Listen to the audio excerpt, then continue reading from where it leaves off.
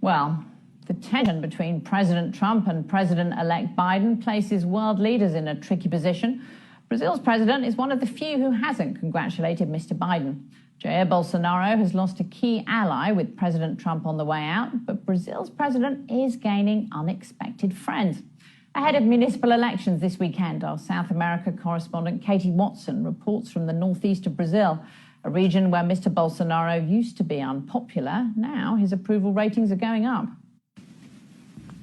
The dry and rural Sertão is Brazil's Wild West, and the heat is unforgiving.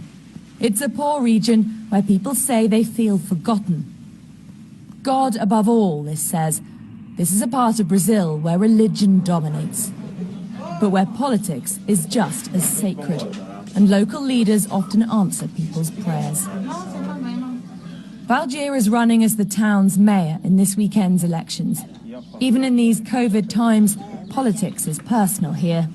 A handshake or a photo op can change everything. President Jair Bolsonaro isn't on the ballot, but Valdir's team looks up to him.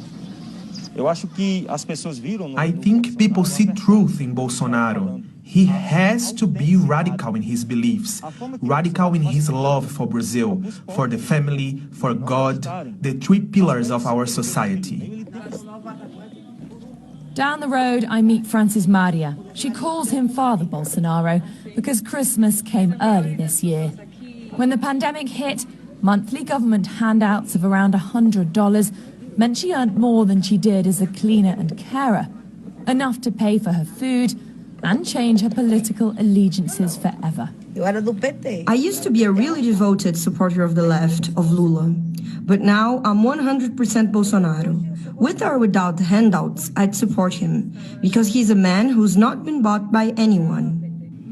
Shopkeeper Gilda agrees. I'd vote for Bolsonaro 30 times over, she says. When coronavirus hit Brazil and President Jair Bolsonaro refused to take it seriously, calling it the sniffles, his popularity took a dive. Now, more than 160,000 people have died here during the pandemic. But with generous government handouts, many people here now see him less as a sinner in this and more as their saviour. Farmer Chico always admired former President Lula. He put the Northeast on the map, he tells me, but he became disillusioned with corruption allegations swirling around him. Chico's now a man of the right. People here live by the land. My wife is to sell her produce at the market, but she's at risk with high blood pressure, so the handout came at just the right time.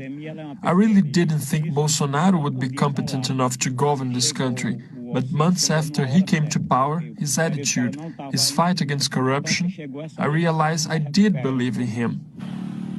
As election day nears and the town gets ready to vote, many wonder whether these elections will be a barometer for Bolsonaro's popularity. But for how long will tropical Trump and his acolytes remain the favourites? Katie Watson, BBC News, Jucurutu in northern Brazil.